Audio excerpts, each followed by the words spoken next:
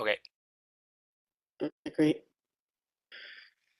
Okay, thanks everybody for joining us. It's our session 5 of 2024's May Day, and we really appreciate you taking the time in your day to spend some time with us talking about activating knowledge through tools and services today. And we have 3 great speakers and, well, actually 4 great speakers and 3 great tools to share. And we're going to get right into it by starting with the new tool to assess job-based risk of psychological harm from PSHSA, which is called the Occupational Psychological Risk Assessment Tool. And we have Maddie Stratus and Kim Fossum from PSHSA here to join us. So I'm going to stop sharing the screen and then they'll take over and start the presentation, and then we'll hear from Chris Arsenault about the new workplace violence and education sector, and then Daryl Stevenson, our ergonomist, will talk about Job Assess, which is our new job demands analysis tool. So great, here we go. Over to you, Maddie and Kim. Thanks. Awesome, thanks, Val.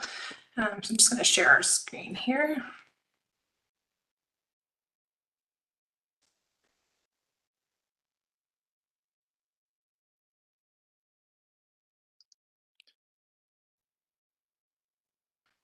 Great. All right, so welcome everybody. Just a quick overview of the OPRA web-based tool, which, as Val mentioned, is a new tool to assess the job-based risk of psychological harm. I'm Kim Fossum. I am a workplace wellbeing consultant with PSHSA. Prior to my career in health and safety, I was a registered massage therapist.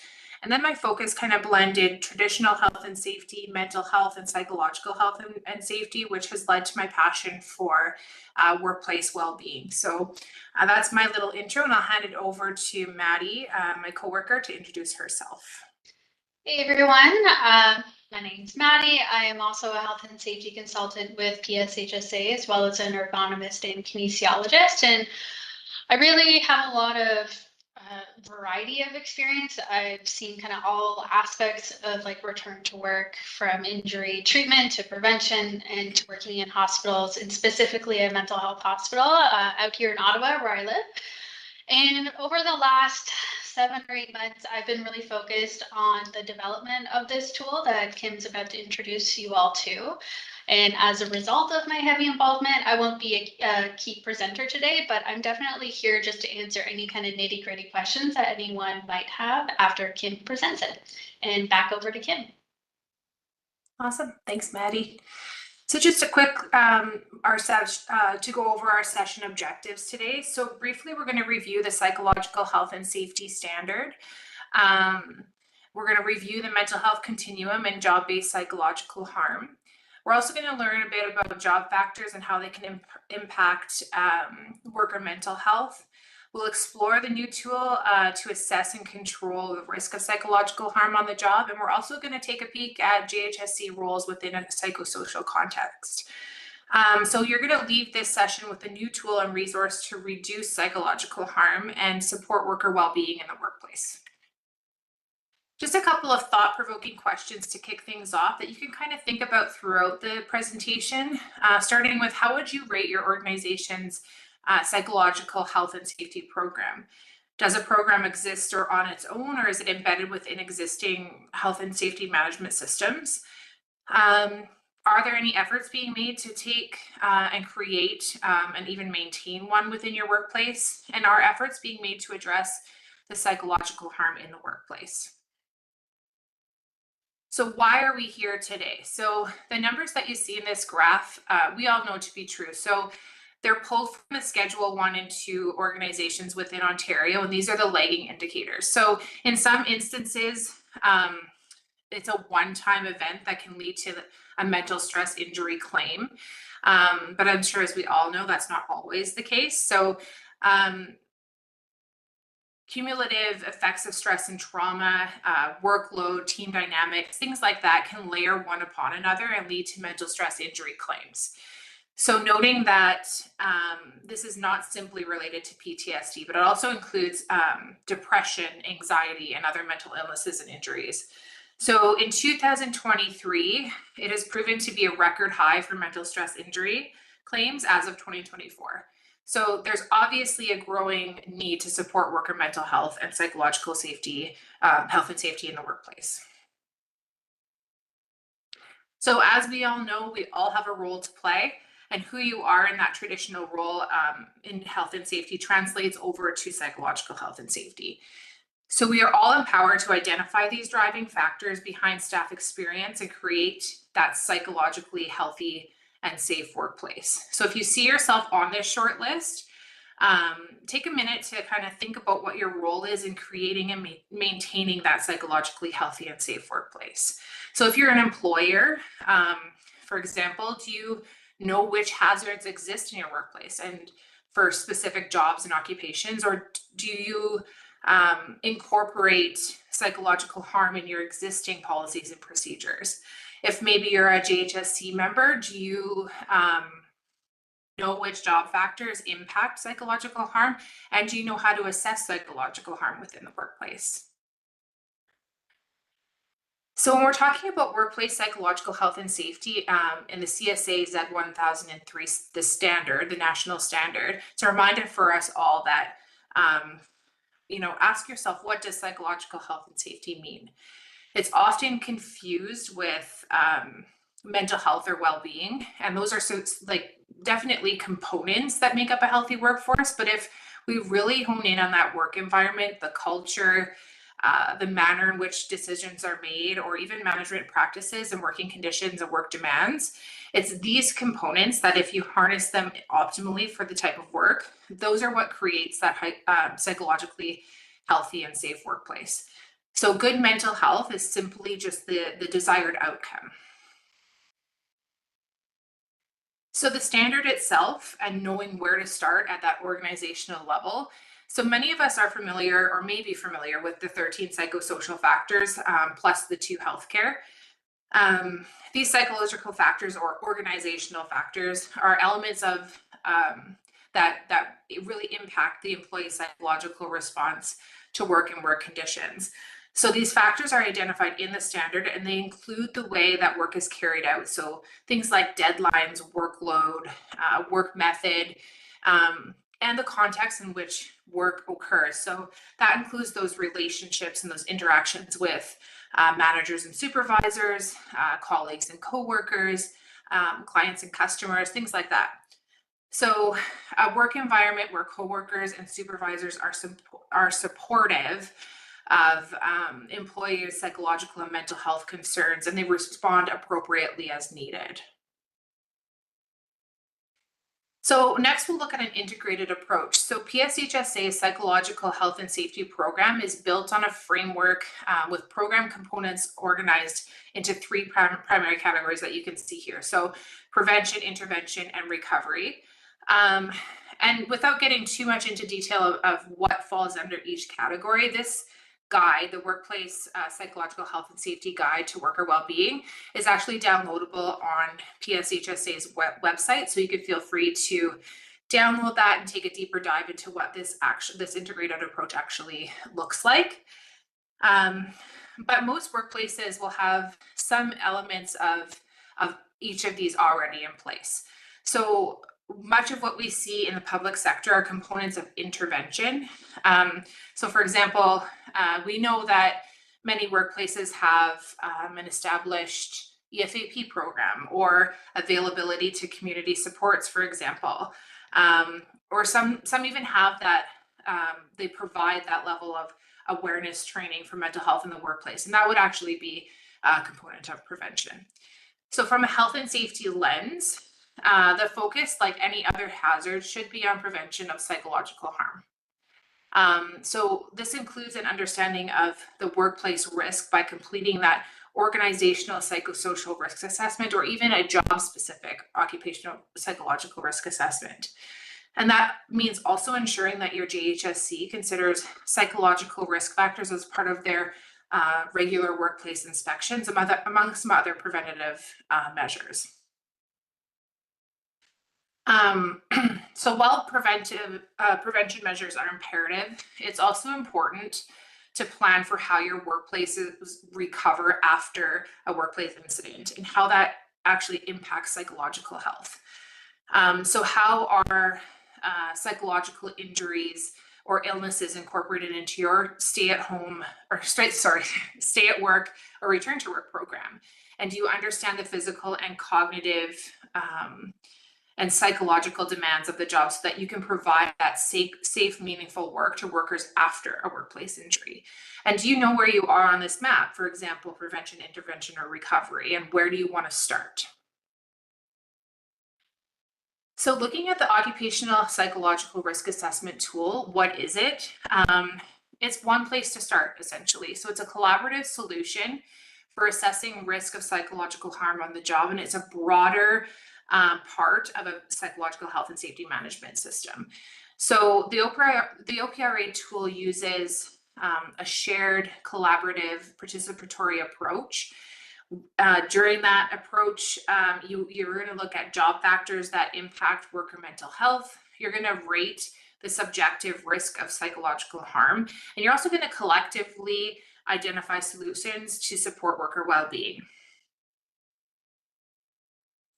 So what makes this tool unique? So other survey-based tools provide that high-level overview of workplace psychological climate.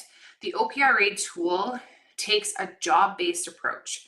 So to recognize, to assess, and to control factors that directly impact workers and may cause psychological harm. So the core principles that are used are engagement, empowerment, inclusion, and diversity. And so why would we want to assess job-specific risk of psychological harm? There are many, many benefits to using this tool, but a few of them that are really important are you're going to create awareness of psychological hazard and risk and can create awareness at all levels within the organization. You're also going to determine if existing control measures are adequate or if future controls are required. With this tool, you're also going to prevent injuries or illness through the job design and planning. You're going to inform the development of safe work practices by having that understanding of what supports are needed. You're going to also support your job orientation and onboarding practices. So starting right from the beginning, you're going to help prioritize action and control measures. And you're also going to promote and foster that vertical trust. So when do we want to assess job-based risk of psychological harm?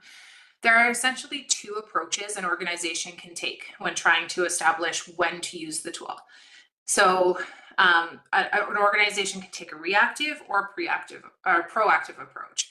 When you're taking that reactive approach, you're going to look at high rates of injury among workers, so that physical and psychological injury.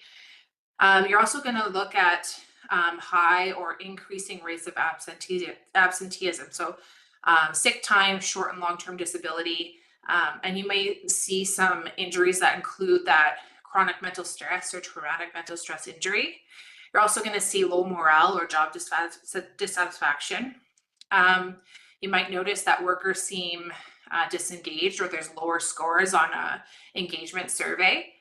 And an organizational assessment is going to identify lower scoring psychosocial factors for certain job groups. When you're taking a proactive approach, you're going to identify those job risks, psychological harm, or job risks of psychological harm before they even happen.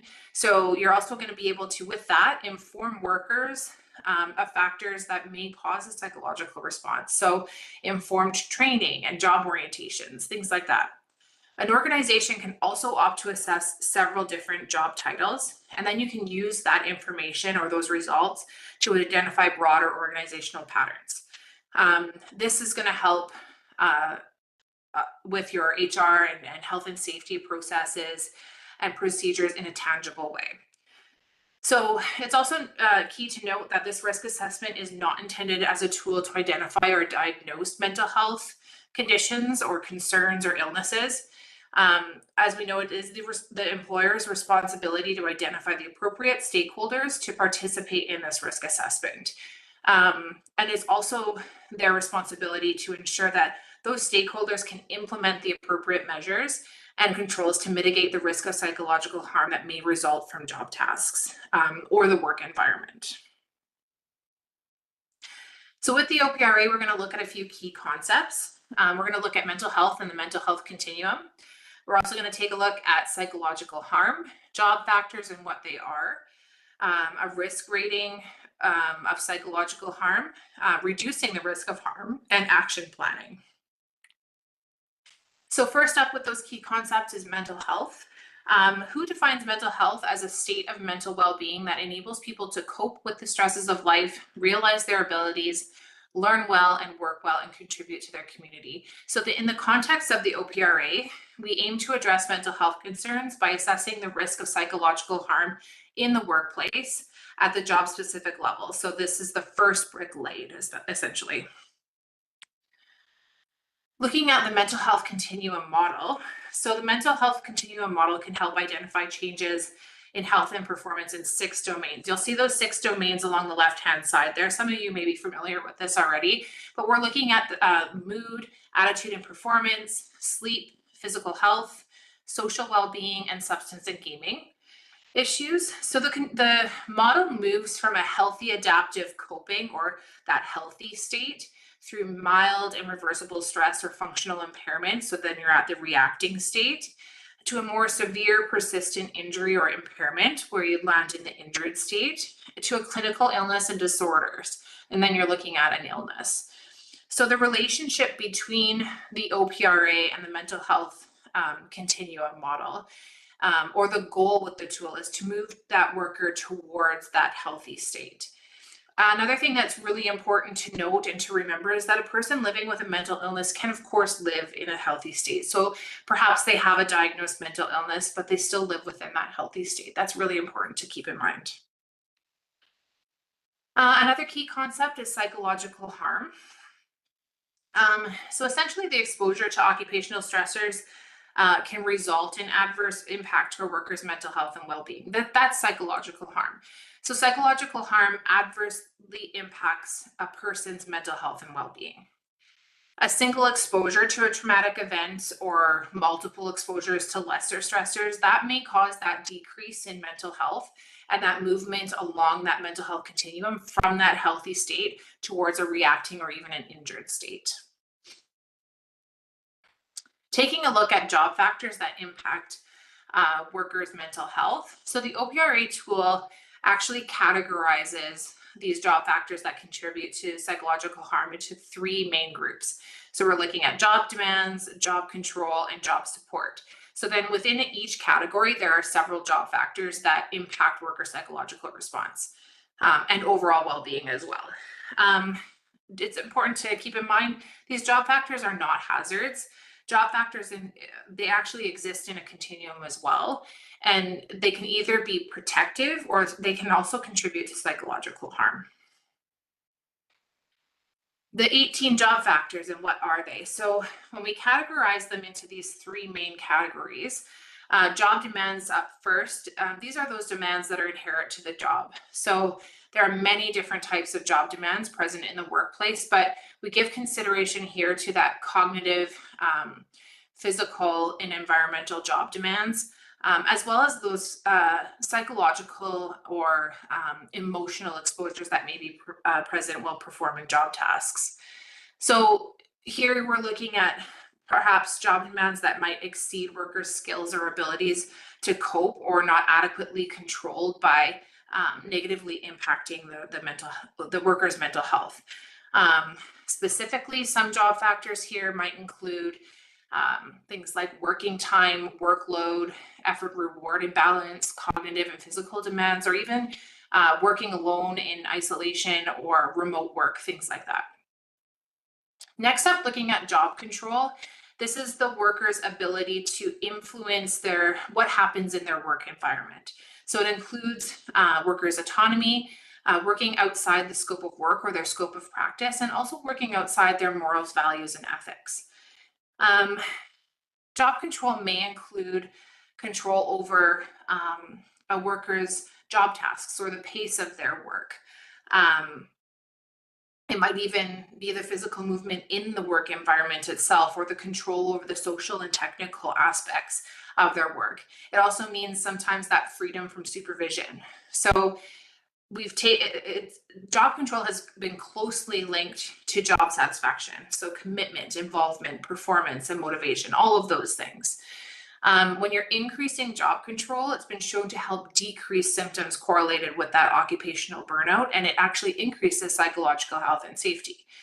So working with job support, this is another one of those three categories. These are the supports that are provided to the worker to enable them to adequately perform their job tasks on a day-to-day basis. So they are those employer supports, the supervisor supports, and also those coworker supports.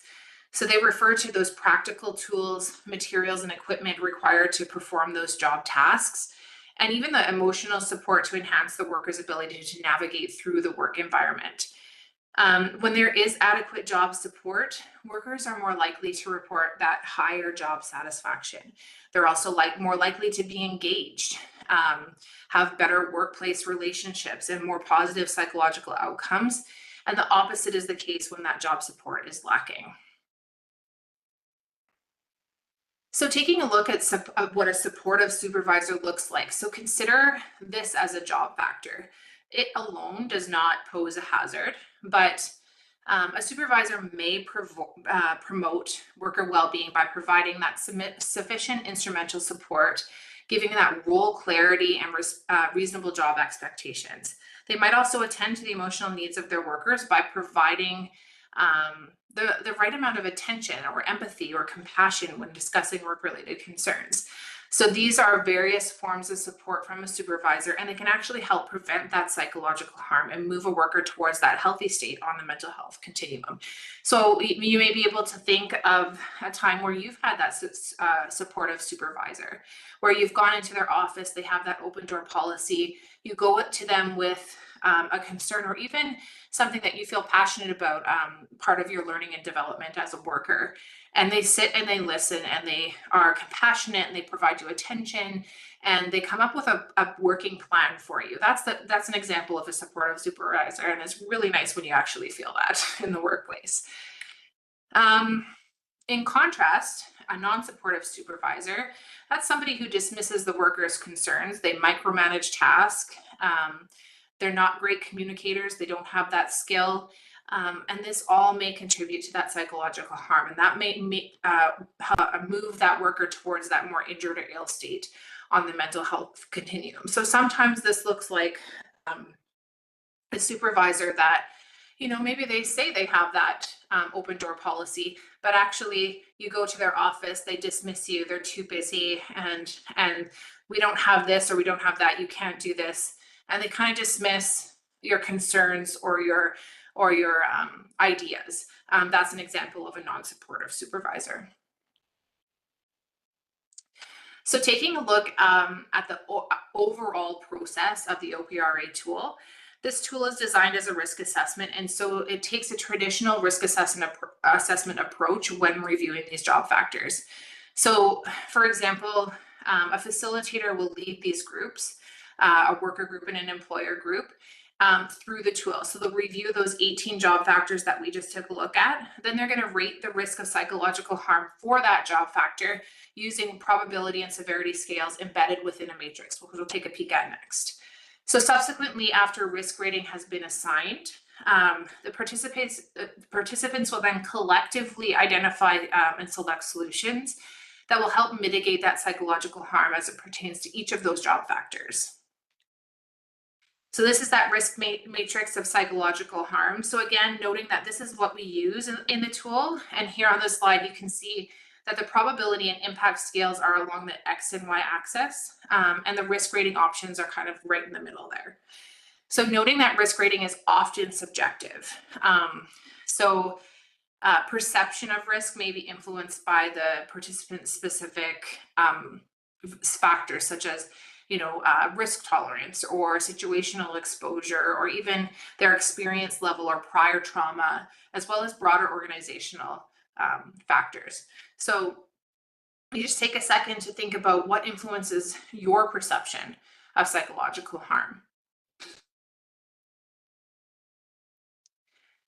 Then we're going to take a look at what happens after the OPRA. So what you can do is you can download that assessment or report summary directly from your OPRA account.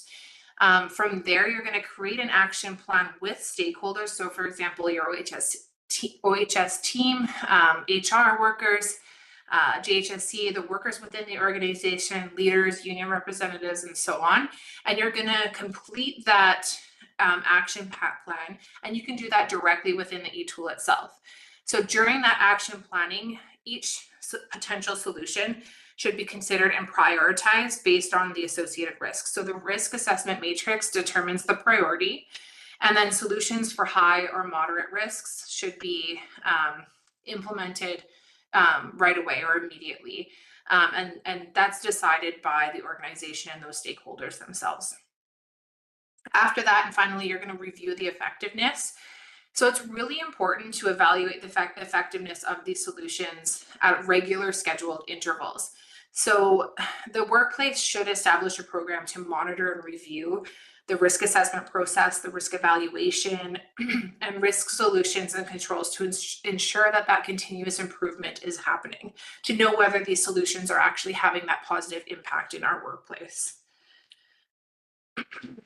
Just a little quick chat about those untapped resources. So the JHSC members, the OHSA defines the powers of the committee and the general hazard recognition and control within the act.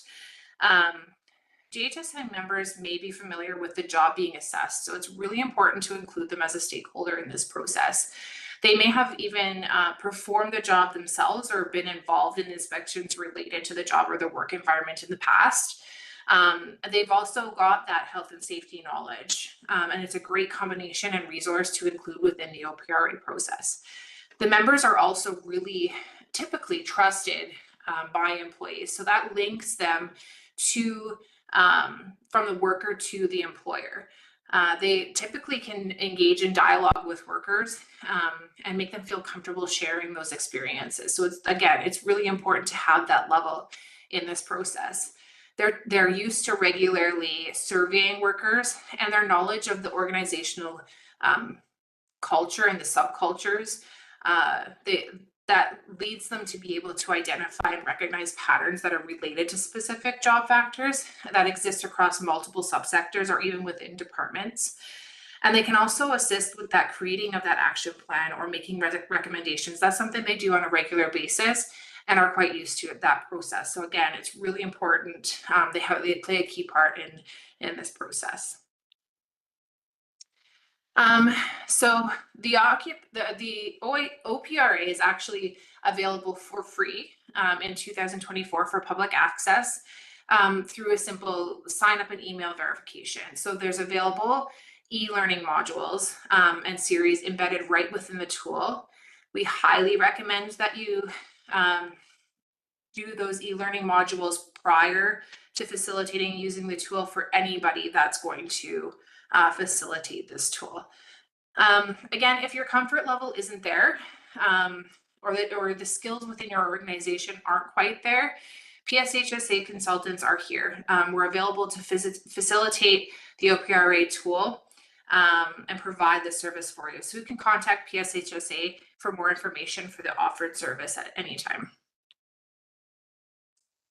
And lastly, so as a leader or worker, we know that we can't do it all. So no matter where your workplace is on the journey to psychological health and safety, you may just be getting started, you may be moving forward, or you may be already building those promising practices as a sector leader.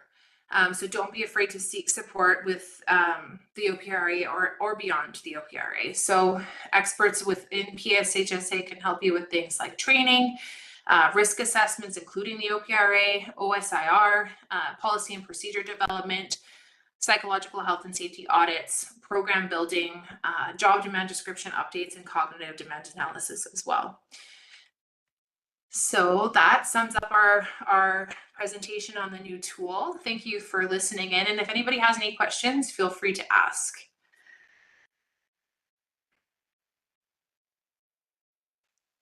Great, thanks very much, Kim and Maddie. Sorry, I switched to a direct chat question, and so there are a few questions, but I actually had one too. So the identification of the issues before you get to the, probability and severity.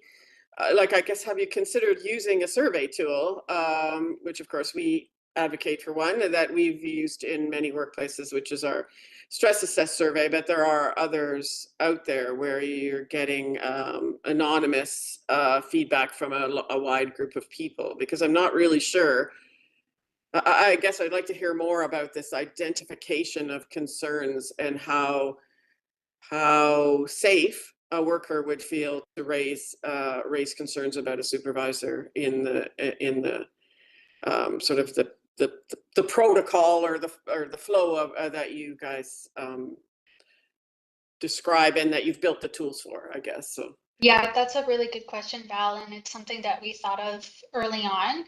And that's why we actually segregate the groups. So we do have the worker groups, and it's basically 2 risk assessments done, and then the data is combined to create a holistic rating at the end. And sometimes you might see the differences between those, the supervisor groups and the worker groups, and that can kind of give some insight into, like, okay, what are employers thinking? What are workers thinking? Yeah. And we have found so far anyway that it's working well, and people are speaking freely, they're comfortable. And at the same time, you're going to gather participants that want to participate as well. But we've not considered a survey. I think mostly because we're really trying to just get that participatory approach. And also with this, it's really important to have guide them through it, because some of these topics are pretty heavy, and you want to be mindful of that as well.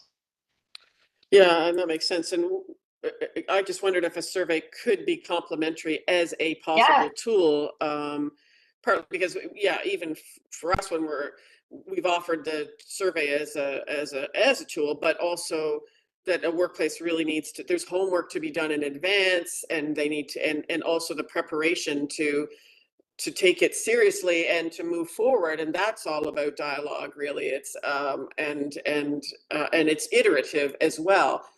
So I guess, do you consider the OPRA to be something that would be done iteratively, or, like, I guess, what's the trigger to start one? Is it because there's been an incident, or is it, someone has to, on the Joint Health and Safety Committee, makes a recommendation? Or I guess that's, what do you think would be the triggers? I think you named them all. I think there's multiple triggers. I don't know if necessarily you need to conduct a survey in advance to be able to kind of trigger the survey. It could be a series of incidents. It could be just reports and discussions inside a smaller organization. It could be a survey. It could be an organizational survey, and then you say, hey, okay, looks like we need to dive a little bit deeper, get more nitty gritty, and look at a particular job. Yeah, I hope that answers your question, but it's a combination of things for sure. You could do it on its own as a starting point. If you're kind of brand new to establishing a program, it's a really good kind of like small way to get going on things, compared to things like a stress assess, which is like a little bit more grand and larger. Right. Yeah, so it's a component of all, for sure. It's another tool in the toolbox, I think. Exactly. Yeah, exactly. So Lisa had a question about whether the OPRA tool can be used to assess harm after an incident. Assessing harm, I'm not sure it does. I guess, well, anyways, you guys can answer that question. It doesn't assess any particular incident. It assesses a particular job. So if it's related to a particular job and there's maybe multiple incidents and the same workers are getting injured, maybe it's in hospital, right? We've got like that, maybe that one patient or a few patients that are injuring workers or harassing workers.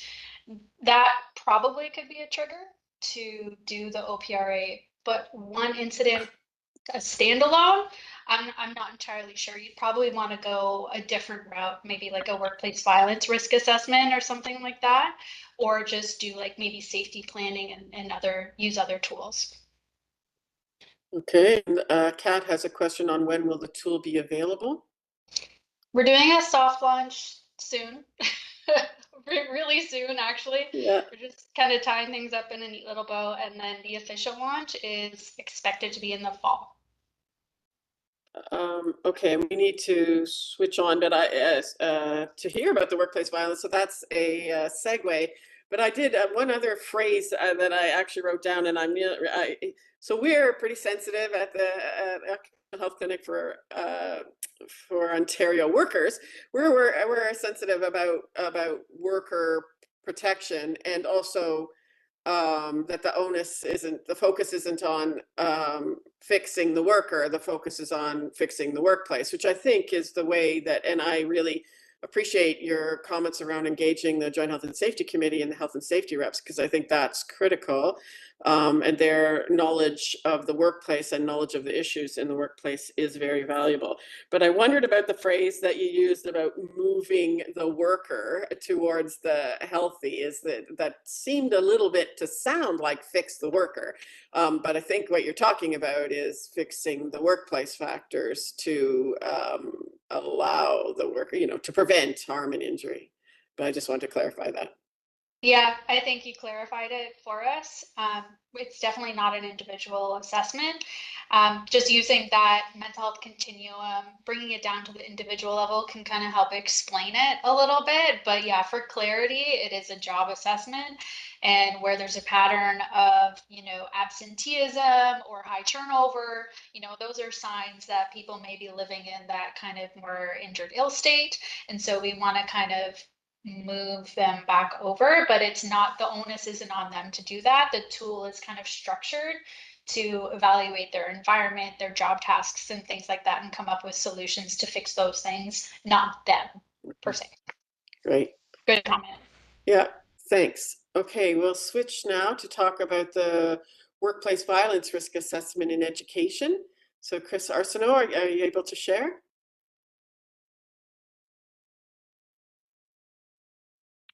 Yes, I'm just coming. There we go. There it is. Great. Yeah. Okay. Thanks. You can see it okay? Perfect. Yep. Thanks, Val. Appreciate it. So hello, everyone. Nice to see everyone today. I'm Chris Arsenault. I'm the Director of Health, Safety and Wellbeing for the Education Sector and Specialized Services at Public Services Health and Safety Association, or PSHSA. Today, our goal is to introduce you to an innovative solution developed by PSHSA, the Workplace Violence Risk Assessment tool tailored specifically for the education sector. This tool represents a significant step forward in our collective efforts to ensure a safer working and learning environment for educators and students. To begin, I'll share some background on the project itself, why revitalization of the Workplace Violence Risk Assessment tool was needed, provide insight into the need for such a tool and the collaborative efforts that led to its development itself.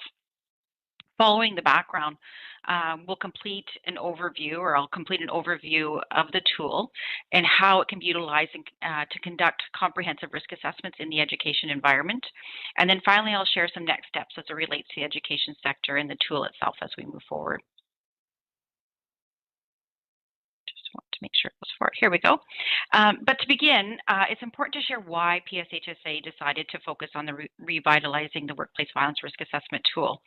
And as you can see from the slide, we were seeing an overall upward trend in the number of workplace violence incidents reported in schools. And in 2022-2023, the Ministry of Labor, Immigration Training and Skills Development conducted a compliance initiative where they conducted 347 field visits. And of these 347 field visits, 121 orders were issued, and 36% of these orders issued required the employer to actually either assess or reassess the risk of workplace violence.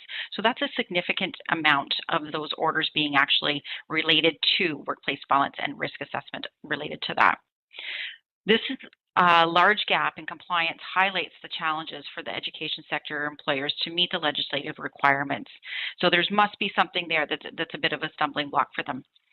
With this information available, PSHSA submitted a funding request to the Ministry of Labor to support this important work and really look towards how we can actually revitalize the tool that we did have previously to a risk assessment process and look at how we would do that. Okay. So the Ministry of Labor did approve and provide funding to help us address workplace violence in schools. And with this funding, PSHSA completed a project where data collection and analysis activities included. So we went out for a literature review of relevant information as it related to workplace violence in the education sector, a jurisdictional scan of educational and labor partners across Canada to find out what was going on and what those best management practices are that they're implementing or integrating into their workplaces. And then we actually conducted an online survey of education employees across the province. We did conduct a virtual workshop as well with OHS professionals from the education sector, and then virtual focus groups as well with representation from all different areas in the education sector. So that included various groups such as teachers, educational assistants, administrators. We had principals as well as OHS staff, and so a number of representatives in those focus groups as well. The toolkit development engaged those education workers, again, education administrators, health and safety specialists, labor union representatives, ministry and worker compensation representatives from across several provinces, representing various types of schools and school boards. So specifically, we were engaging elementary, secondary, public, private, Catholic, specialized, and French language schools to allow us to have a broad perspective of information as we went forward. We adapted the Workplace Violence Risk Assessment tool that had been developed by the British Columbia's Public School Employers Association with their permission moving forward. PSHSA, I have to say this, has to gratefully acknowledge the contributions of the members of the Health and Safety Committee members of the Ontario Association of School Board Business Officials, so also referred to as OASBO, and the many educational professionals and health and safety professionals across the province who helped assist us with the preparation of this toolkit. It was a collaborative effort, and we can't say that enough, as how much input was actually sought as well as provided as we actually went forward with the development of the tool.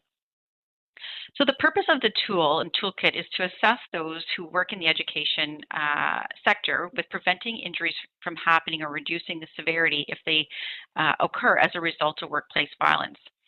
The tool also guides users in identifying and prioritizing their hazards in their workplaces and helps them develop and implement controls. Further, it also creates awareness among all workers about the potential for workplace violence and where that can enter into their workplace.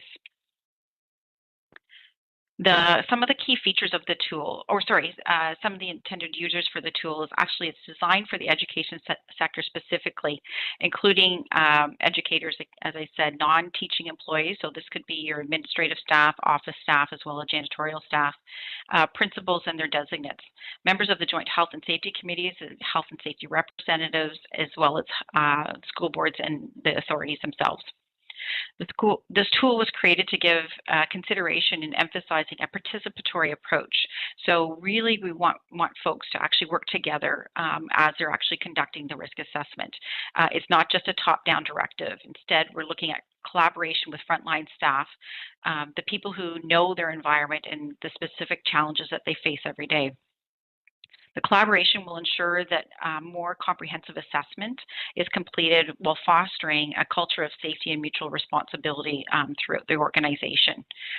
Just as a reminder, the Workplace Violence Risk Assessment tool is one resource that can help the education organization to identify early warning signs so that employers can take action to keep their workplace safe and comply with legislation. It's one tool that's in the toolbox and anybody can include as they move forward. Some of the key features, though, the Workplace Violence Risk Assessment Framework offers is a comprehensive approach specifically tailored to address the unique challenges within the education sector. So we've really looked at it and tried to include the language and the verbiage that the education sector uses. It encompasses many factors pertinent to the safety and well-being of educators and staff members. It was developed in collaboration with, as I said, with stakeholders from the education sector, ensuring that it reflects the diverse perspectives and incorporates the industry-specific expertise. The framework is freely accessible and it's designed to be user friendly with that in mind, and making it easy to navigate for all stakeholders, so you can actually take it in and implement it in an organization quite easily and fluidly. Its intuitive design streamlines the risk assessment process and enhancing the efficiency and effectiveness of it. It facilitates smooth adoption within the educational institutions by seamlessly integrating it into e-tools and existing databases. So this is a feature that we were looking for as we move forward, is to create a tool that can easily be adapted into other environments and databases that may already exist within the education sector as well. So it's grounded as well in evidence-based practices, and the framework incorporates the latest research and industry standards to ensure the highest effectiveness in identifying and mitigating workplace violence risks. This evidence-based approach enhances the reliability and the validity of the workplace violence risk assessment process. And in addition to the core framework, supplementary resources are provided to support implementation efforts further. So we've actually developed additional resources to support educators and administrators in the education sector. So there is a toolkit that's available that gives practical guidance on how to actually use the workplace violence risk assessment tool, as well as an information webinar that actually walks you through the process, and then an informative infographic that summarizes those key concepts as well for easy reference. And I'll refer to those later in the presentation as well. But before we get started, I'd like to walk through the workplace violence risk assessment tool and give an overview of it. But I think it's necessary just to give a bit of an idea again to understand what the workplace violence means as it relates and how it's defined under the Occupational Health and Safety Act. So the workplace violence is defined as the exercise of physical force by a person against a worker in the workplace that causes or could cause physical injury to the worker. It's an attempt to exercise physical force against the worker in a workplace that could cause physical injury to the worker, or a statement or behavior that is reasonable for a worker to interpret as a threat to exercise physical force against a worker in a workplace that could cause physical injury to the worker. And it's important to think, as we were actually developing the tool, that we had to keep this in mind as we were moving forward to ensure that we are actually meeting those parameters as well as the definition. Along with this, is a reminder of the workplace violence definition. I want to share the steps of a risk assessment process as well. So the risk assessment process is a proactive process, again, empowering individuals to recognize the potential hazards, evaluate the likelihood and severity of injury or harm that could cause, and take steps to control or eliminate those risks. This approach is a tool to prevent potential hazards and protect the school community. And so here's how a risk assessment breaks down with the RACE approach. So looking at it again from the RACE approach. So recognizing hazards is looking for anything in the school or site that could cause physical injury or illness, such as unlit areas, working in isolation, or students with high needs. So just thinking about those different examples that actually could exist, and actually having the educators understand what recognizing those hazards may be, how it's done. And then assessing the risk. This is where they'll consider how likely it is for someone to get hurt because of the hazard and how serious the physical injury or illness could be. Controlling the risk is where they would actually talk about taking action to reduce or eliminate the risk. This could involve things such as an example, installing panic buttons in high-risk areas, enhancing communication processes by implementing a clear emergency response plan, or training staff to respond to potential hazards as well. And then the E for the evaluate controls is the regularly check to do that second review to see if the controls and the measures that have been implemented are effective to prevent any injury or harm. So, and if not, then it's talking about how do you adjust and trying different approaches. The idea behind a risk assessment is that it's not a one-time activity, and it's an ongoing process to provide you with the confidence and as well as continuously improve and adapt to changing circumstances, especially in the education environment as well. So this gives a visual representation of the tool itself, and it shows its layout and its functionality. And this is very broad-based in that, and I know you can't see everything, so we're going to talk about the different aspects of it in just a couple of minutes, but it's just a matter of taking a look at it. The tool is currently in an Excel spreadsheet format. It has 15 columns that's subdivided into the 14 race sections. However, as previously stated, the tool can seamlessly be integrated into e-tools and existing databases that schools or school boards may have. At the bottom of the screen, you can see 3 tabs of, sorry, I just want to make sure I can do that. 3 tabs at the bottom, and the first tab is the Workplace Violence Risk Assessment tool. And then the second tab is the instructions in case you forget some of the information that we provide through the toolkit or through the webinar itself. The third tab is the risk matrix, where you can find the definitions for the categories of probability and severity as well. So those are things that we want to have as prompts within the tools to allow people to visually see what's necessary and be able to refer to it as required. We'll devote the next few slides to the reviewing each section within that tool. It's important to remember that tool currently showcases several considerations within it. So we've provided examples as well as put prompts into the tool. So it'll allow educators as well as administrators to actually really think about what exists from a hazard perspective from when they're recognizing it, and then actually talk about controls as well. And so we've actually put prompts into the tool as we move forward with that. So the first part of the actual tool itself is really the general information, where they would identify the school name, the date that the risk assessment is being completed, as well as the person or persons being completing the assessment itself. The other aspect of it is this is, you can see it says this is an initial assessment on the screen here.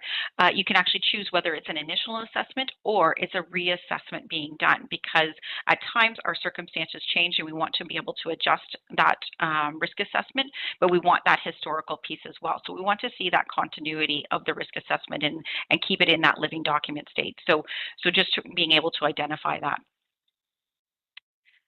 In the next section, this is where we look at the recognize aspect of the race. So the risk assessors will choose the work condition or setting that will be assessed, or a number of them that may be assessed as well. Each work condition or setting is categorized under broader categories such as exterior settings, interior settings, community and off-site locations, access and security, student interactions and activities, employee interactions and activities, and other section for miscellaneous things. So we know that there may be things that haven't been considered here, so we want that flexibility within the tool for folks to be able to add things in. And then note in column B, the area of risk identifies the work condition or setting the risk belongs within. So this can be either a location. So this is a physical area where potential harm or potential hazards exist or incidents may occur, or circumstance. So you can look at it from that aspect as well. So thinking about situations or conditions that might lead to injury or harm. The risk assessors can refer to the examples provided in the consider column. So these are the prompts that we've put together, and these were developed with our focus groups to ensure that we're trying to be as comprehensive as possible. So it will allow folks to have those prompts and those ideas of what to think about as they move forward when they're actually identifying these and recognizing these hazards. The assessors should identify the individuals as well who may be affected by the hazards under those potentially affected column.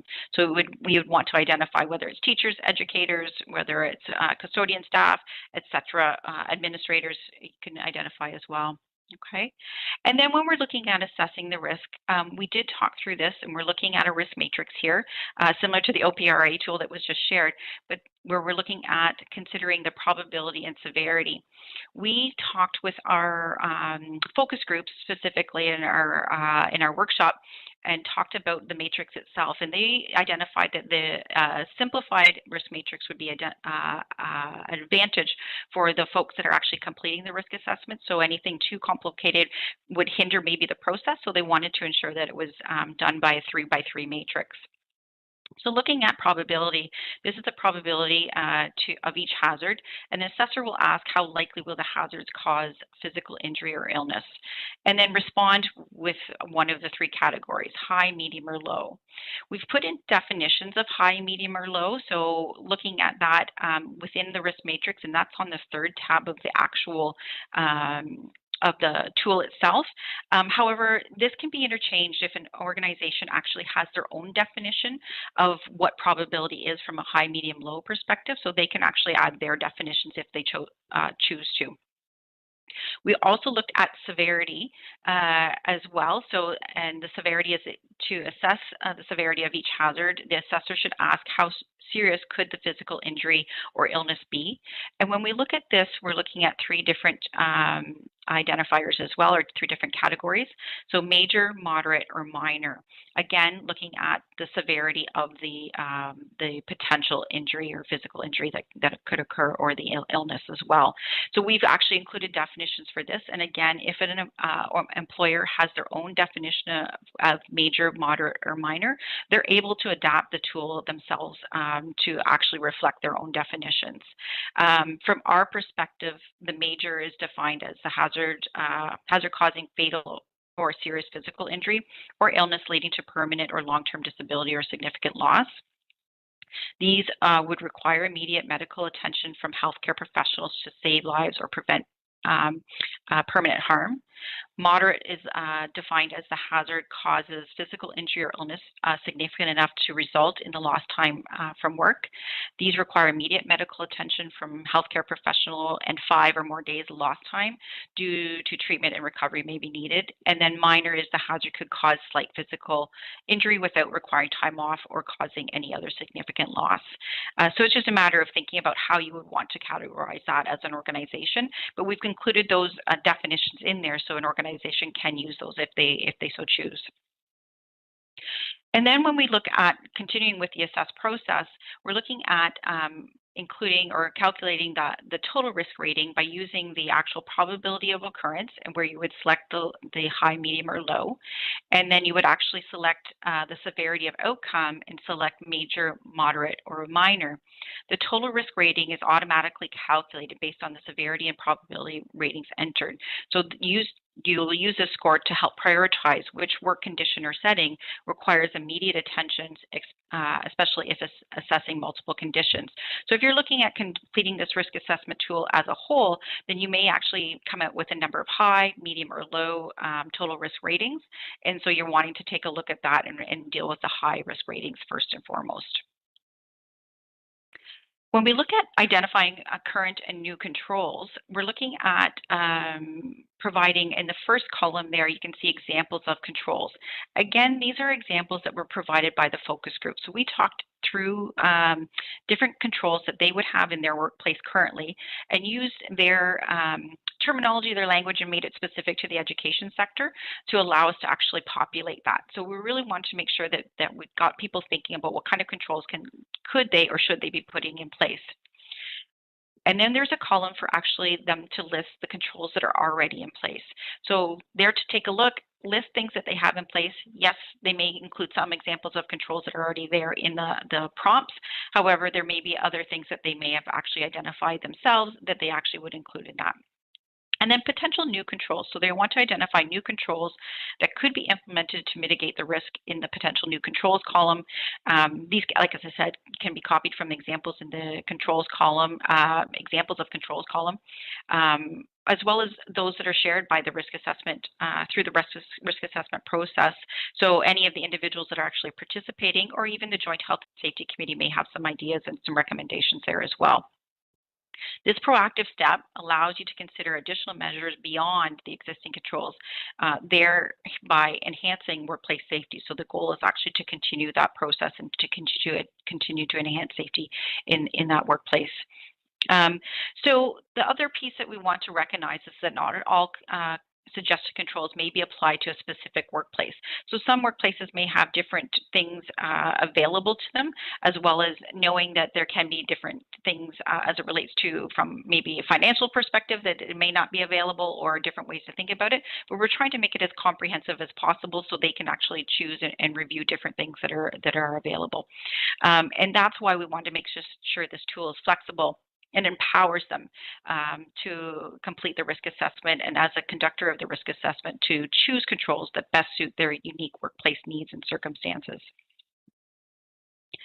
And then with the next section here, we're looking at specifying the actions required to eliminate or control the risk associated with the hazard, and provide details on how that action plan will be implemented in the action items column. So giving some detail on that. What does that look like, and how are you going to move forward as an organization? They're going to select a target date for those new controls and action items, and then identify people the people or person that's responsible for implementing the new controls as well. Okay. And then from there, we've included the opportunity to evaluate the action plan. So we'll document the status of the action plan item. So in the action plan status update, there is a menuized item. You can select not started, in progress, or completed. So it allows you to keep track of that. It also sets the target date, as well as there is a completed date item as well. So just trying to think about that and making sure that you're able to track that document, and continuing to have that document live in the environment going forward. So that's the overall view of the actual tool itself. And so want to just kind of share some next steps for the risk assessment within the education sector as well. So it's important to think that, we don't end here. So we want to make sure that we're moving forward and continue to look at how we can mitigate workplace violence in the education sector going forward. So right now, we're currently working with public and Catholic school boards to transition the tool into an existing school-based software platform that's available to them. This will allow the administrators and educators to use the workplace violence risk assessment tool in a web-based environment that they're familiar with. So they already have this software. It is something that we're able to adapt into that environment, with the goal of increasing the completion of the required workplace violence risk assessments themselves. So it's really an opportunity for us to work with them and collaborate with them as this moves forward. For independent and private schools, we're collaborating with the various associations and independent schools across the province, and we're reviewing opportunities to bring a software solution to this group of schools as well. Just looking at that, it's just a little bit different process just based on the need and the availability of things, as well as the different number of, or the I guess I could say the number of associations that are out there from a private or independent school perspective. We want to make sure that we're actually bringing the best possible tool that they'll be able to utilize as well. So along with the risk assessment tool, as I said, and I want to make sure I highlight this, is that it is available both in English and French language. So it's been adapted for that.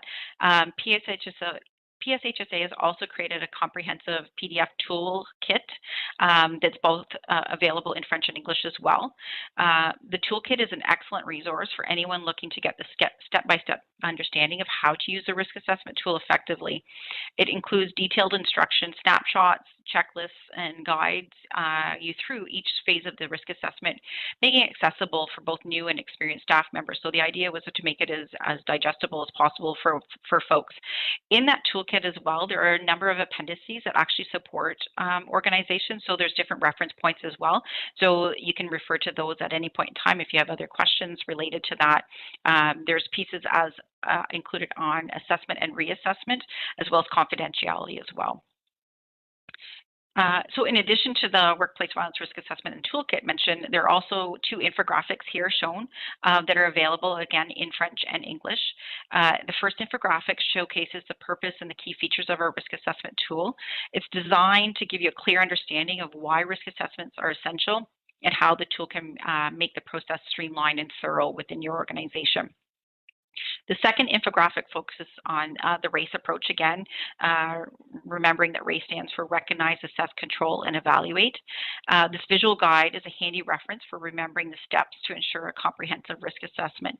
We're actually recommending to a lot of educational organizations to actually, if they want to print this off and provide it to their joint health and safety committees, or additionally they can post it on their boards, depending on what it is. It just allows for a nice little resource for folks, and it's kind of a one-pager if they want to. The other piece that we do now have available as well is a recorded webinar regarding the tool and how to use the tools for administrators and educators. So that's available on our website as well. So all these resources can be found on our PSHSA website moving forward and under the title of Workplace Violence in Education.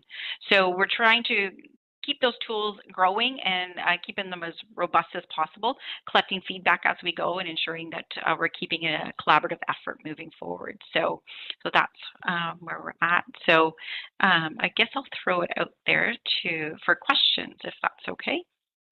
Yeah, thanks, Chris. It looks like a very comprehensive tool.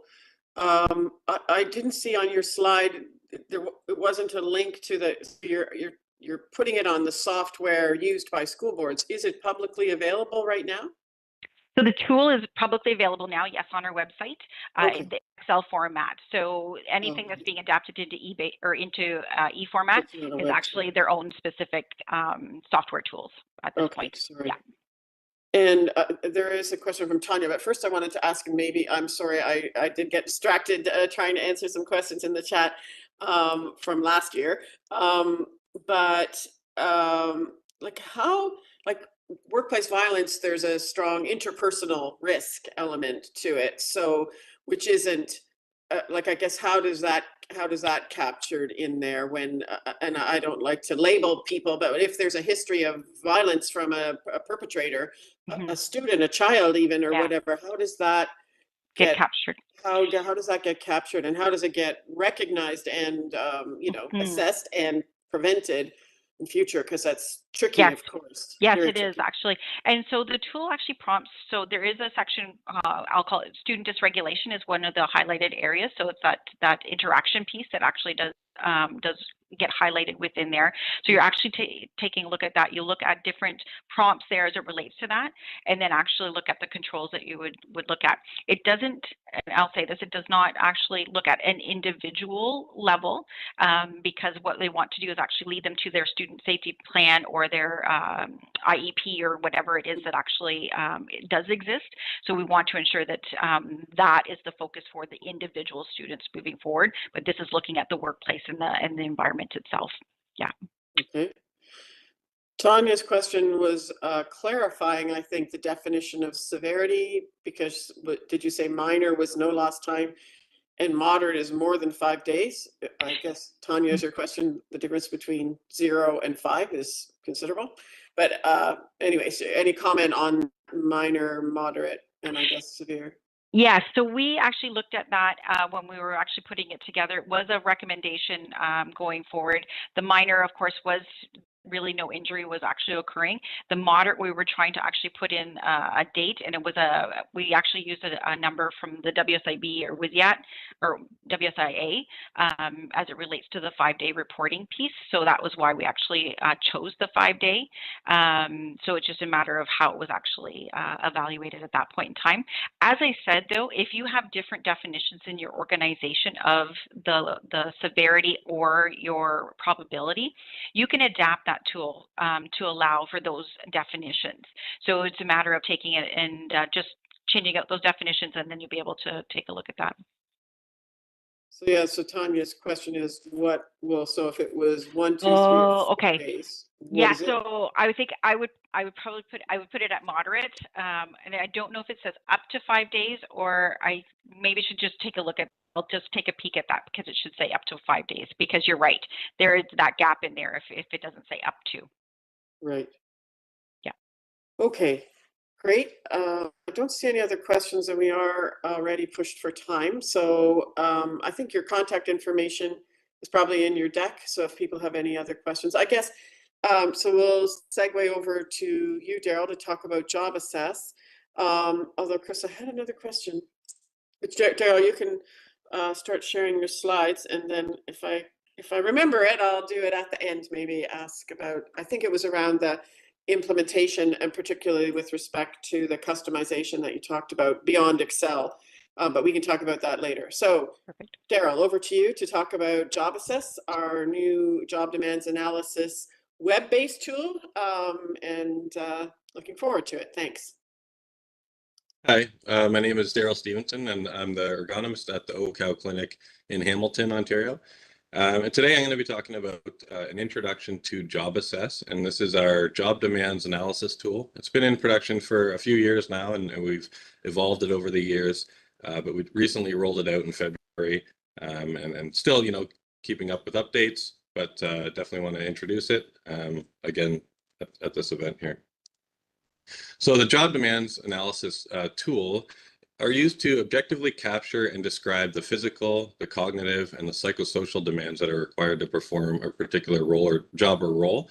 It also includes the sensory demands. So you've probably heard a lot about physical demands analysis or physical demands description, and that would be included within a total job demands analysis. So it kind of captures as much as possible, and to use the word comprehensive again, we've been hearing a lot today. Again, trying to be as comprehensive as possible and capturing all these different aspects of a job that we can.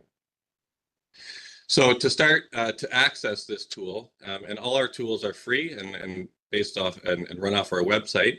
So if you go to our website, you actually have to go to my.ocow.on.ca, and this QR code to the right, you can also get there using that. If you look through our website, you will find links that will bring you to that website, but it puts that my in front of the OCOW there, just so you know it is kind of a separate link. But yeah, so you go to this website and you'll go to the tools and apps. And then once you go through that, you'll scroll down and you'll find Job Assess. And if you click on View Tool from there, it'll prompt you to create an account. And again, all our services are free. So it's a free account. You can make as many as you want with your organization. You can continue without an account, and you can go through the whole Job Assess and input everything, but currently it won't give you a report. It just kind of lets you play around with the functions. We are looking to make a report available without an account, but right now it's definitely best to register, to log in, and that way it'll save all your information, and you can continue to update your job demands analysis as you go. So definitely register and then get logged in. When you scroll down the page, you'll see some more information about how it works. And I'm definitely going to be talking a lot about that today, but you can read more on that as well throughout our website. We talk about our acknowledgements, and this has been a tool that's evolved over the years. And we started off as an Excel-based spreadsheet, and you can see a picture of that in the middle of the screen there. And that tool, that template is still available on our website if you prefer Excel and you want to do it that way. Our original goal was to make this tool available to be across different platforms. So on computer, on your tablet, or on your phone. If you have to do some field observations and you're going out there with your phone only and you can't have a laptop out there all day long, something like that, we wanted it to be accessible. So Excel was kind of our first way to get in on that. And it worked well, but we realized not everybody wants to use Excel, especially on a phone. So we've created this web-based version, and it's much more streamlined and efficient than what we've been working on mainly in the last year or so. So if you're going to choose between the two, I would pick the web-based version unless you're really set on the Excel right now. And we reached out and tried to make this again as comprehensive as possible. So we looked at what other organizations were doing, and we reached out to different researchers. So WorkSafe BC, we used some of their information, and Dr. Sherry Lee from the University of Alberta did a lot of work on physical demands analysis and gave us a lot of information and met with us as well. Okay, so if you go into it, you'll get the chance to either view any of your existing assessments or start a new assessment. And so now we look at, so why do a job demands analysis overall? They have many uses, and they can be used in these various ways, but not limited to these. But JDAs can be used to guide further investigation into potential hazards or risk of injury. Workplaces can use the JDA observation and data collection process to flag potential hazardous tasks that require analysis or further investigation. So as you're doing the analysis, you're kind of flagging potential risks as you're doing it, depending on your level of expertise there. And you can, say, I think this might be, and prompt it for further investigation. It may result in ergonomic improvements, such as the process modifications or design changes that prevent future injuries. So doing this, again, we heard in the previous presentations about being proactive with these type of assessments. And if we can do this as you're creating a new job, maybe we can flag potential problems as we're doing it instead of being more reactive, but it can be used that way as well. Job demands analysis can be used by insurance providers, particularly the WSIB in Ontario, to assist in the determination of work-relatedness or cause of injury in the adjudication of claims. JDAs can be used as a reference to provide employers with specific information about jobs so they can quickly and effectively accommodate workers in jobs that are prescribed with physical restrictions by a healthcare practitioner. They can be used to provide the healthcare practitioners themselves with an accurate understanding of the tasks that the patients are required to do. And they can be used to keep track of updates or changes to a job over time. And we often get this question asked, how often should you do these? Well, every time somebody, a job changes, you can do a job demands analysis. And then with our system, it will save the original one and create a duplicate, which is the updated file. So you can kind of, if a job changes once a year for 5 years straight, you could have 5 different job demands analysis. That way you can look back and say, okay, well, 5 years ago, they were actually doing it this way. And you can kind of track it over time. So we do have a lot of extra resources. I won't spend too much time here, but over the last few years, we've been developing this. So we've created resources. Definitely our RSI Day presentations. We've been through the job demands of physical and cognitive. We went through a description of our PDD handbook, which are physical demands description. So like I said earlier, the physical demands is included within the job demands. So a lot of the same information is going to apply. We're looking to update that handbook, and we're also looking to make short videos, mini videos that will go along with each section to help people get better up to speed with each section and how to do it properly. Nathan Birch from the WSPS also did a great presentation on understanding the elements of a PDA. And then also Amy Jabril from the WSIB gave a good presentation on utilizing a PDA or a PDD and an FAE to determine the return to work. So a lot of different uses for these. Looking at who can do a JDA or who can use one. So it's very adaptable to diverse industries and job roles. And it really is suitable for any size of workplace. You could have 10 people working in a shop or something, or you could have a whole organization that has thousands of employees and hundreds of jobs. And really our database, we wanted it to be usable for anybody at any type of scale. And a lot of the questions are customizable where you don't have to answer everything, to fill everything out. So it works for a lot of different roles. It can be used internally within a workplace or externally by individuals or organizations. So internally, your occupational health and safety committee, your human resources, the managers, supervisors. But then externally, like we talked about with your healthcare practitioners, physiotherapists, kinesiologists, ergonomists, occupational therapist, the WSIB, and any kind of insurance and compensation may use these forms. So job demands analysis really is trying to be comprehensive and taking in a lot of different essential features of a job. So we look at administrative duties, so things like your schedules, if the scheduling changes, different aspects of the job, how many people will be employed at certain times or on duty at certain times, things like that. What protective equipment that you might wear, all the tools, the equipment, the materials, the environmental factors, all the strength demands, things like lifting, pushing, carrying, all the different body posture frequencies that you might spend throughout the day, the sensory demands that come along with the job. And we're going to be going into these a little bit more. The cognitive demands, and there's quite a few there that you go through, and then the psychosocial risk factors is also included. So the job assess itself, the features, again, we wanted to be as comprehensive as possible, including as many of these categories as we could.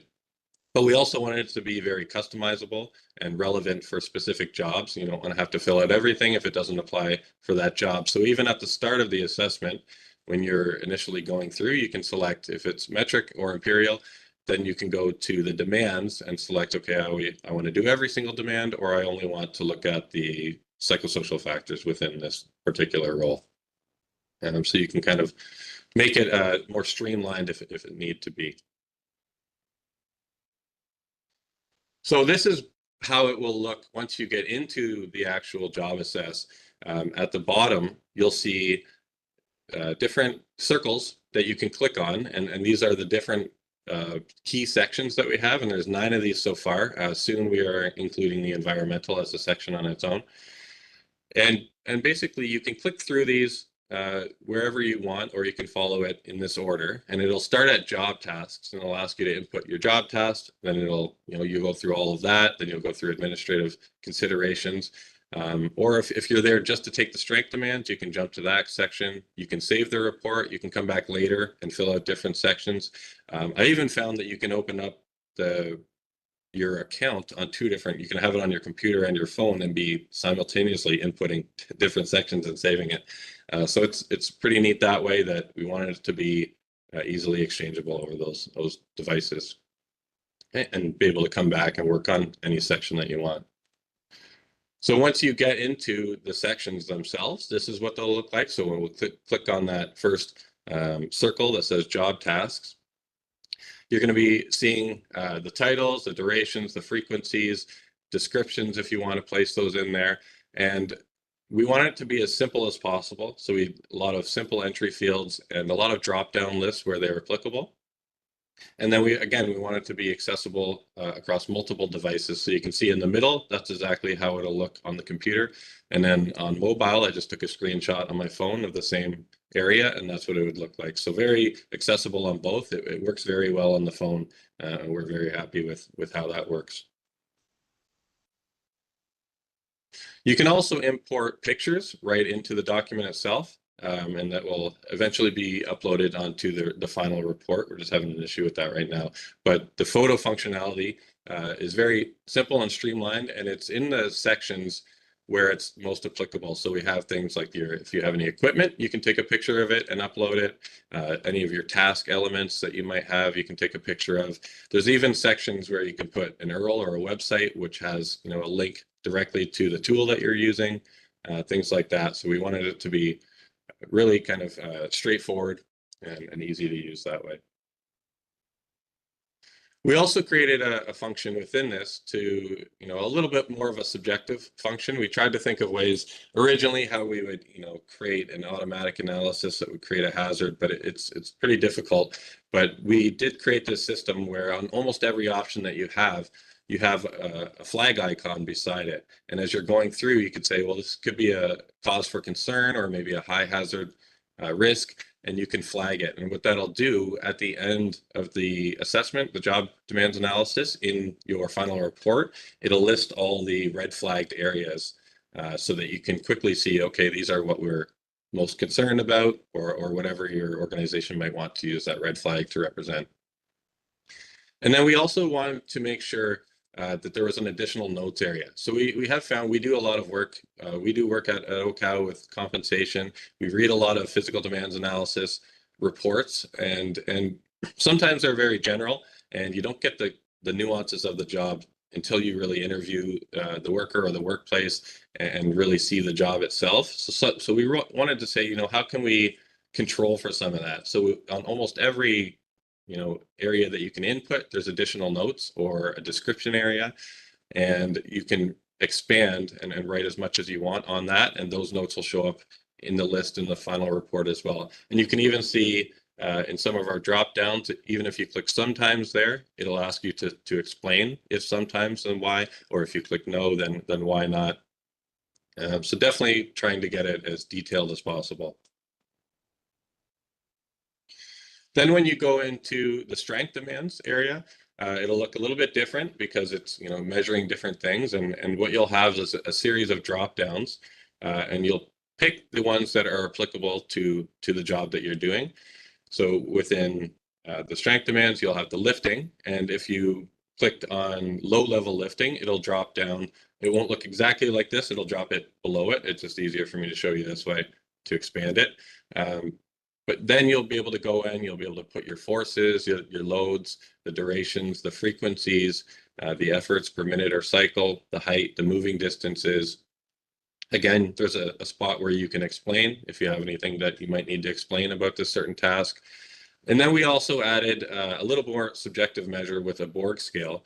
And we thought that was interesting. You know, it just gives you one more measure, specifically more individual, more targeted to the individual doing the job or the person assessing it. But they can create this kind of Borg scale, maybe something the forces don't show that it's very heavy, but maybe it's a tricky operation and it actually is harder physically than the forces might show, and you want to represent that somehow, or the opposite. Okay, and we also ask about sensory demands. So hearing, speech, sound discrimination, and sensory analysis in the job analysis refers to the individual's sensory abilities that are required to perform the specific tasks. It's an integral part of the job analysis, and it plays a significant role in ensuring the safety, the accessibility, even the recruitment accuracy or performance evaluation in the workplace. The cognitive analysis involves assessing the mental abilities and the processes that are required to perform job tasks effectively. So there's a lot of categories here, and basically what you'll do is you go through each one and you'll describe the frequency of how much it's required throughout the job, and then you'll be able to select the job tasks and the job elements that you had already described previously in the report and say, okay, maybe these 3 job tasks require memory, and you include them in there, and it gives you a report at the end that summarizes all those and all the essential cognitive processes, demands that you need to deal with for the job.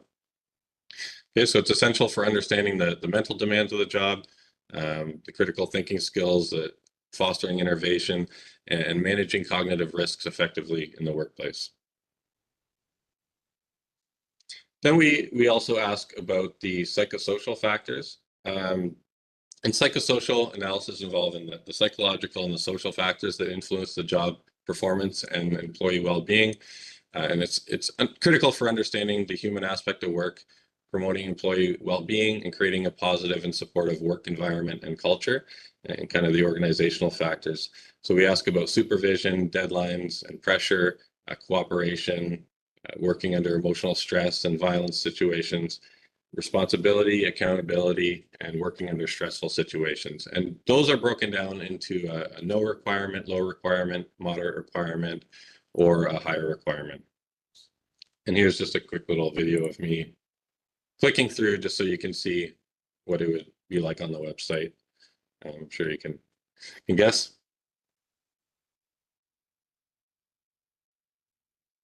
And then when you go through and create the final report, you'll get a series on the website, so you'll see all of your completed reports. So that's what this picture is on the right, just some examples I came up with. And you can see that the top one there says in progress, Firefighter Hamilton Fire Department, and then there's completed ones as well. So what you can do, the one that's in progress, if I clicked play on there, it would bring me into it and I could make any edits that I want until I've finally saved the whole entire document, and then it would come up as complete. The complete ones, you can bring up the report and you can bring up the PDF report. So all of these, when you finalize the documents, they can be exported into a web-based version or a PDF or a CSV, an Excel file, and I'll explain the Excel file next and why that was important to us. But it's really interesting. You can go in and you can work on them, and then once you save it, it gets saved as completed. And if you want to edit that file or go back into it without having to redo the whole thing, you just create a duplicate file and it reopens it and saves the previous version for you. So you can, if a job gets updated, you won't lose the previous job. It won't overwrite it. You'll just create a new separate duplicate file and edit that one and complete it. And then you'll have 2 files on there.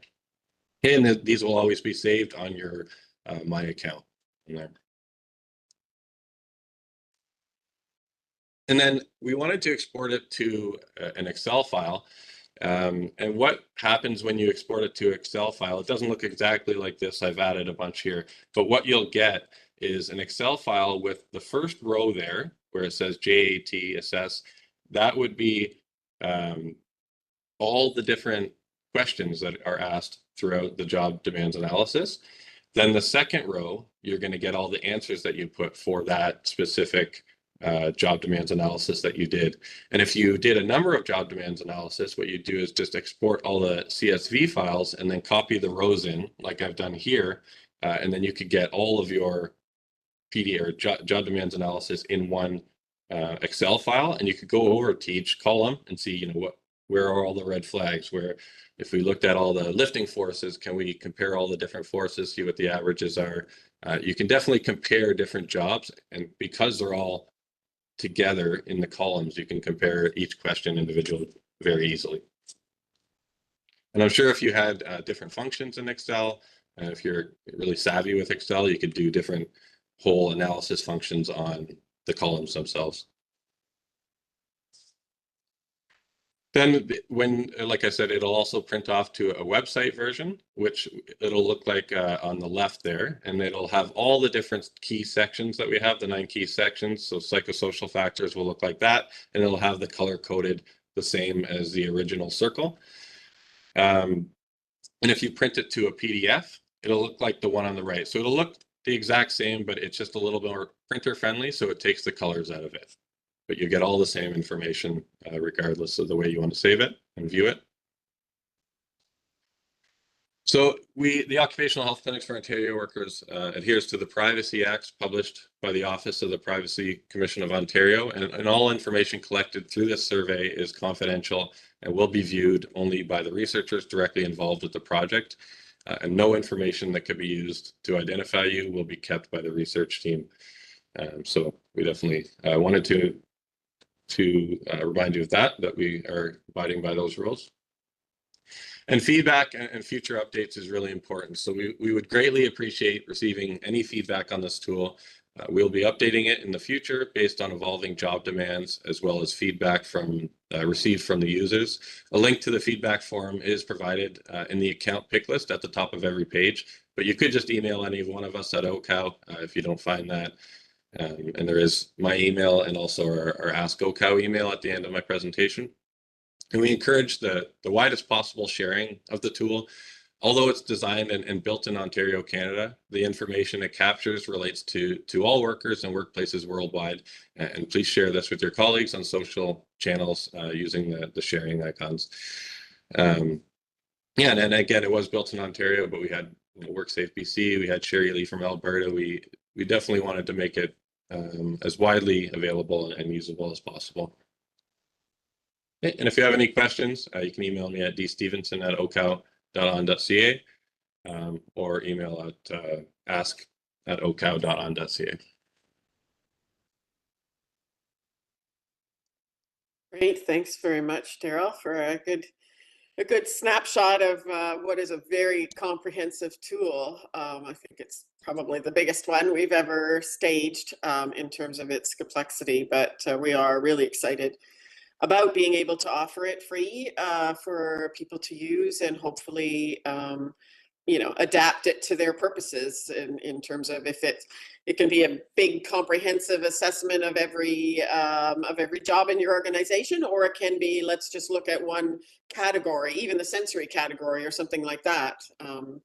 So yes, I see Tony is posting a Slido. We always need to ask if we've helped you understand or introduce tools and services that you think you might be able to use in your work. We would appreciate you just answering the question as you feel appropriate. And we very much want to thank you all for attending. For some of you, 5 weeks, and for some of you, 1 week, and some of you in between. But we couldn't do this kind of work without an audience, and it does help us create resources that will be available later. Just like Ken asked a question about last year's presentation, and I was able to go back and find the link to the slides and the contact information, all the videos from the 5 weeks from today, and from the other 4 sessions are already posted, as well as the slide decks, and they're posted by individual talk. So you'll be able to refer other people to this content, and hopefully visit the web pages for the 3 tools that we looked at today. I don't know, I'm sorry, I didn't go and get the PSHSA links for the 2 tools that you guys spoke about. Perfect, Maddie. Thanks for putting your email in, and if there are any other links to share. And I didn't see any questions specifically for you, Daryl, about the Job Assess. I don't know if anybody, we've got some other members of our Job Assess team here. If anybody else has anything else they want to highlight, Andrew or David, if was anything else, although Daryl did a good job covering it all. No, I think everybody wants to go for lunch.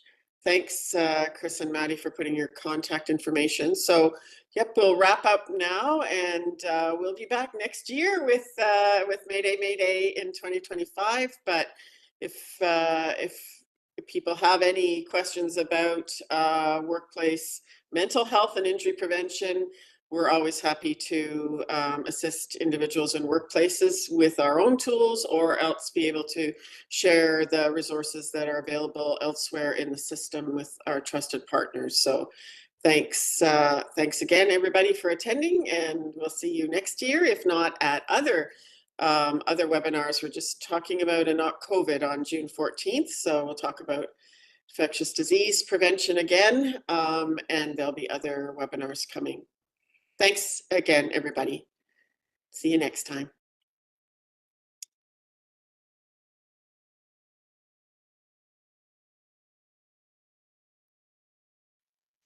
Tony, say goodbye, I think.